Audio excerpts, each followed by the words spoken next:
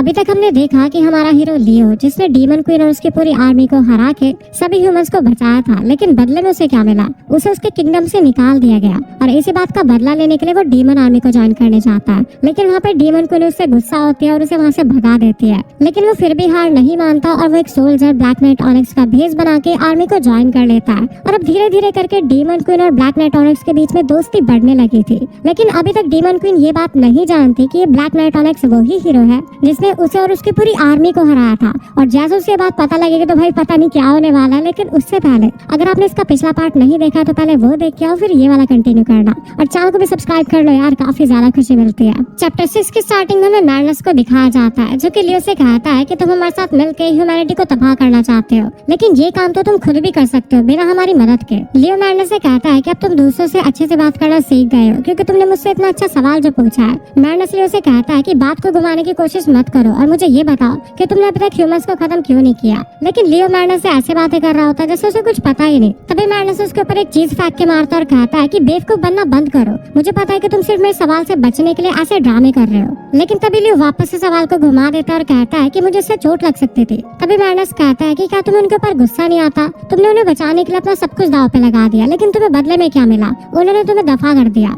सच तो ये है कि तुम कभी भी नहीं चाहते थे कि वो लोग मर जाए, लेकिन मैं ऐसा ही चाहता था। मैं चाहता था उनका मरा हुआ चेहरा देखना। उसके बाद मैडनेस लियो से कहता है कि तुम मेरे बारे में क्या जानते हो? तभी लियो कहता है कि मुझे ये पता है कि तुम एक ह्यूमन हो और थोड़े डीमन भी हो। उसके बाद लियो बताता है कि तुम्हें बचपन में तुम्हें स्लेव बना दिया था और तुम्हारे पेरेंट्स ने तुम्हें बेच दिया। उसके बाद तुमने काफी सारे मास्टर्स को सर्व किया और उसके बाद तुम्हें असासिन गिल्ड ने अपने साथ रिक्रूट कर लिया। मैडनेस कहता है एक असासिन होना अच्छा होता है या नहीं मुझे नहीं पता, लेकिन मैं किसी तरीके से जिंदा बचा रहा, और अगर मैं जिंदा हूँ तो फिर ह्यूमंस को मरना होगा, और यही कारण है कि मैंने डीमन आर्मी का भी साथ दिया। उसके बाद हमें 5 का सीन दिखाया जाता है जहाँ पे अकेडना एक जगह पे कब्जा करने वाली होती है। तभी वहाँ पे एक डीमन आता है और कहता है कि वहाँ के दरवाजे खुल चुके हैं, हम लोगों को हमला कर देना चाहिए। तभी अकेडना सभी लोगों को कहती है कि हमला कर दो, और उस जगह पे मैडनेस भी होता है और उसने दरवाजे को खोला था ताकि डीमंस आके ह्यूमंस को खत्म कर दे। जब अकेडना सिटी को जीत जाते हैं तो वो सभी लोगों से कहते हैं कि हम आपको नुकसान नहीं पहुँचाने वाले। सभी लोग वहाँ पे काफी ज्यादा डर रहे होते हैं। तभी अकेडना कहती है कि आप लोगों को डरने की जरूरत नहीं है, हम लोग आपको नहीं मारेंगे, हम लोगों को बस कैपिटल पे काम है, इसलिए हम लोग यहाँ पे थोड़े समय के लिए अपना बेस बनाएंगे और फिर यहाँ से चले जाएंगे।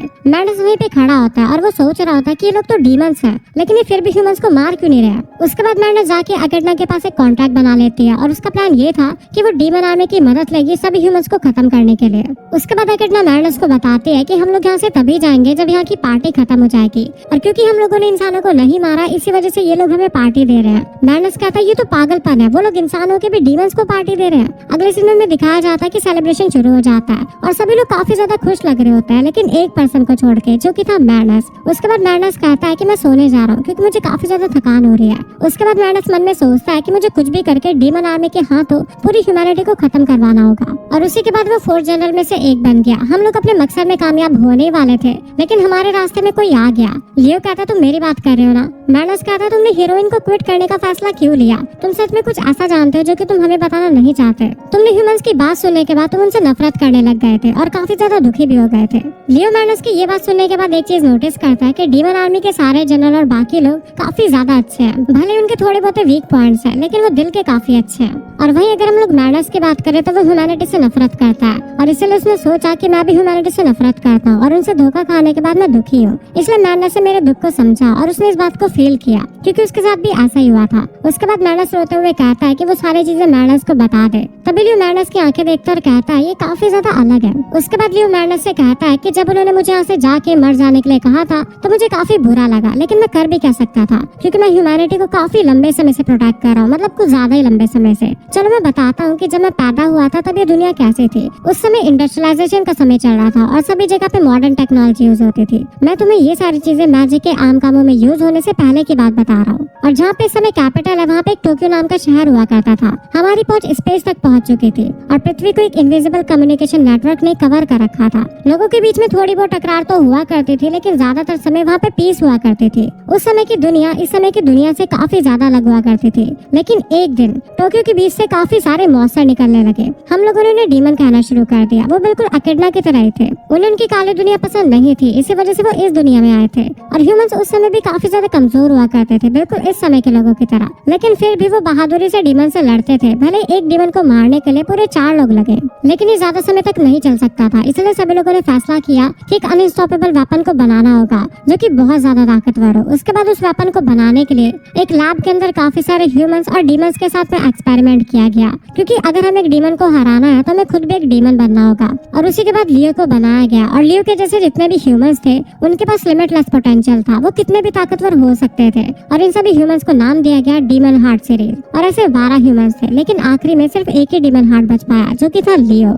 मैडस कहता तुम एक जिंदा हथियार हो। इस बात का मतलब क्या हुआ? लियो कहता वो जैसे पैदा हुआ था वैसे वो एक हीरो बन चुका था, और सारे हीरोज को ह्यूमैनिटी को बचाने के लिए बनाया गया था, और सभी लोग लड़ के मर जाते थे। लेकिन लियो को इसलिए बनाया गया था ताकि वो लंबे समय तक जिंदा रह सके और लोगों को बचाता रहे। लियो के जैसे और भी डीमन हार्ट्स थे, लेकिन वो अलग अलग बैटल्स के अंदर लड़ते लड़ते मर गए, और आखिरी में सिर्फ लियो ही बच पाया। लेकिन अब जब लियो पुरानी बातों के बारे में सोचता है तो उसे लगता है कि उसने मरने के चांस को खो दिया है। और जब मैजिक ने इंडस्ट्रियल सिविलाइजेशन को रिप्लेस किया तो भी वो जिंदा रहा और अपने मैजिक से लोगों की मदद करता रहा। जब भी कोई लड़ाई होती थी लियो वहाँ पे लड़ने के लिए तैयार हो जाता था और सभी लोगों को बचा लेता था। लियो इतना ज्यादा ताकतवर हो चुका था कि अब उसे बैटल में हराना बिल्कुल नामुमकिन सा ही था। लेकिन काफी समय बीतने के बाद लियो को सिर्फ एक ही बात याद थी कि उसे ह्यूमैनिटी को प्रोटेक्ट करना है और सभी लोगों को बचाना है, क्योंकि जब उसे बनाया गया था तब उसे ऐसा ही प्रोग्राम कर दिया गया था। लेकिन जब काफी ज्यादा समय बीत गया तो लियो को ख्याल आने लगे कि क्या ह्यूमैनिटी को बचाना सही रहेगा, लेकिन उसे इस चीज का जवाब नहीं मिला। इसलिए वो अपने वर्ल्ड को बचाने की ड्यूटी को कभी खत्म ही नहीं कर पाया। और जब ह्यूमंस ने उसे धक्के मार के वहाँ से बाहर निकाल दिया तो लियो को पहले तो बुरा लगा, लेकिन अब जाके उसे खुशी हो रही है।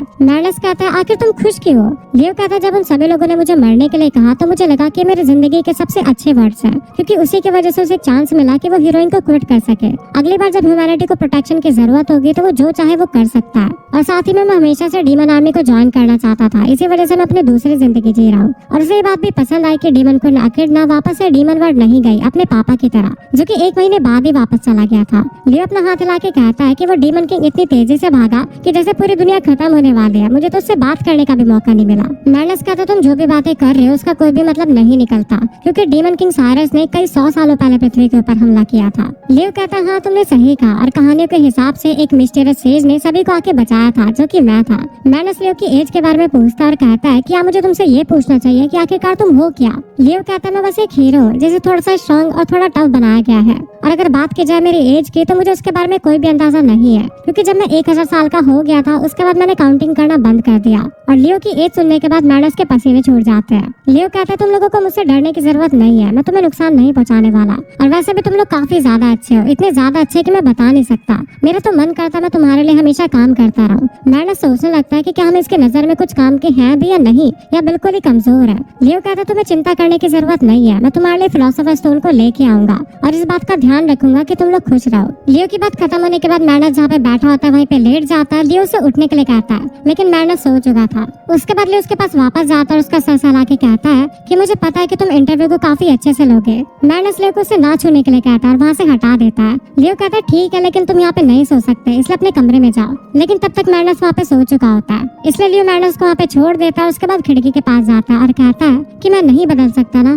तुमने सही कहा, मैं नहीं बदल सकता। दूसरी तरफ हमें अकेडना को दिखाया जाता है, जो कि खिड़की के पास खड़ी होती है। तभी वो अंदर जाती है और एक किताब को उठा के उसके पन्ने पलटने लगती है। अकेडना उस किताब के अंदर किसी को ढूंढ रही होती है, और जैसे वो उसे मिल जाता है तो वो कहती है कि शायद से ह्यूमन से बात करने में ये हमारी मदद कर सकता है। और उसके बाद वो ऊपर देख के कुछ सोचने लगती है, और ये चैप्टर यहीं पे एंड हो जाता है। चैप्टर 7 की स्टार्टिंग में एक जगह को दिखाया जाता है जहाँ पे माइनिंग का काम चल रहा था, और जो भी लोग वहाँ पे माइनिंग का काम कर रहे थे वो सभी के सभी लोग डीमंस थे। तभी उनमें से एक को एक हाथ दिखाई देता है, जो कि एक रोबोट का हाथ था।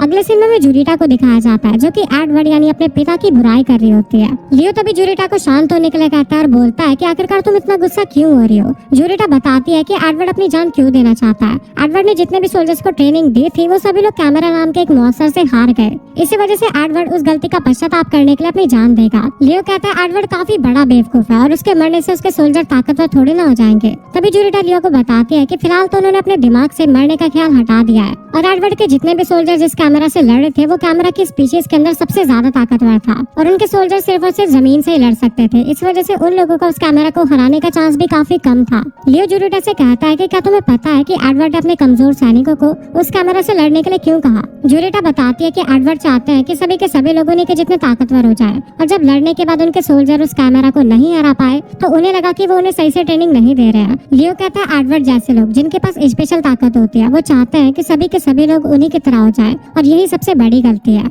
उसके बाद लियो कहता है कि एडवर्ड एक असली हार्ड वर्कर है और शायद इसी वजह से वो अपने सोल्जर के कमजोर